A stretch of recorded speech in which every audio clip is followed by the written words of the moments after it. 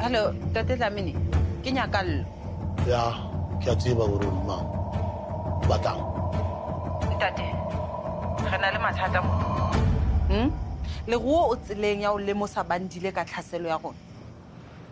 Ho zweng ngobane. O ile a tshwara moshimana re sebeletsang mona. A mo shapa hona hoo a ileng a mo jwetsa ntho e nngwe le nngwe le hore wena he o amana jwang le taba e. Hello. Okay. Into engizoyenza ngizoyilungisa ngakule side mina. Khulileka wena.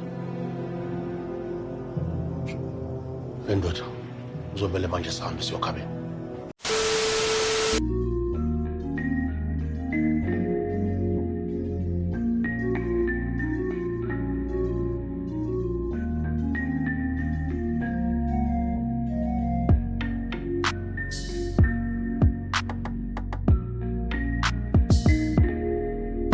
Hello everyone, welcome back to ASR, African Stories Realized.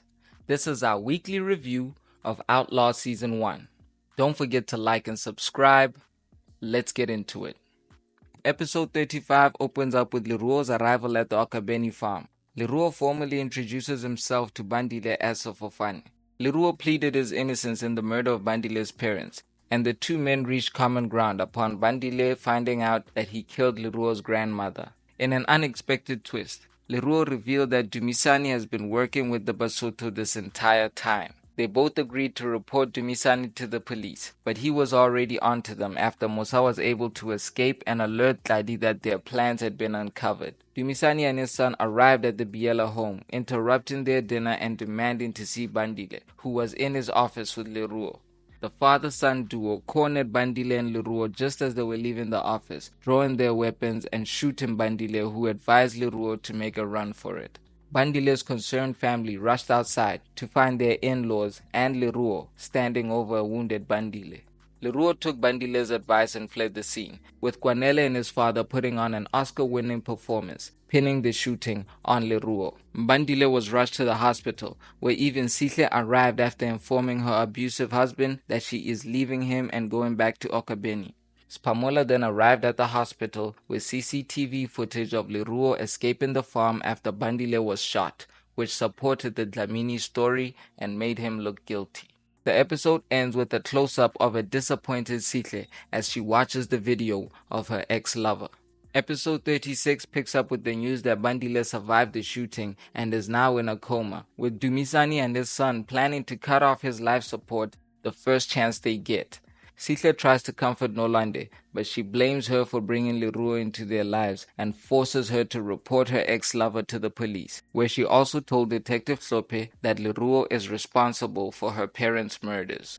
The police began a massive manhunt for Leruo, who arrived home to the news that he was the most wanted man in all of Lesotho and South Africa. Back at the Dlamini household, Sihle returns for her belongings, but she was forced to leave them behind when Kwanele refused and began intimidating her. An undeterred Sihle returned to the Biela home, where Uncle Emmanuel and Aunt Deli's true colors were revealed. With Bandile's life hanging in the balance, Sihle finds her aunt and uncle in the process of packing, but to her disappointment, they have looted the Biela home and plan to leave with more than they came with. The resilient Sihle once again picked up the pieces and stepped up to the responsibility of restoring her family home and defending the farm. In a rallying speech, she reassured the farm employees that she will look out for them and the farm until Bandile can recover. Kwanele informs his father that Sihle has gone back to Okhabeni and wants a divorce. Dumisani encouraged his son to fight for his marriage, but upon realizing that his son isn't willing to, Dumisani suggested that they kill Sihle and finish off Bandile before taking over the farm. He wasted no time calling up his partners in Lesotho to raid the farm immediately and kill Sihle by any means. Tladi took his orders seriously, promising 20,000 to whoever kills Sihle, but the stealthy Tseko once again overheard the group's sinister plans. The episode ends with Tseko reporting the news to Leruo, who vows to kill his cousin. The first episode of today's pair flew by so quickly, but the twist was epic. I like how the show was able to turn Sihle against Leruo just when he had formed an alliance with Bandile, who had just discovered that Dumisani is a traitor. They set it up in a way that Bandile is the only one who can clear Leruo's name. Sihle really shone in episode 34. She was really on a mission to take back control and take back her power. For a second after she reported Leruo to the police, I was afraid she would actually go back to Kwanele. She really bounced back this episode. However, I was disappointed that no one noticed she was visibly bruised from Kwanele's assault. They're being so mean without really addressing why she looks the way she does. Dumisani's true motivations were revealed. The only reason he encouraged a marriage between his son and Sihle was always to get his hands on the Okhabeni farm. It was never about his son's happiness. I think even Kwanele realized his love for Sihle was a bit superficial. I'll be back next week with another review. All the best for the new year. This is ASR for the love of African filmmaking and storytelling.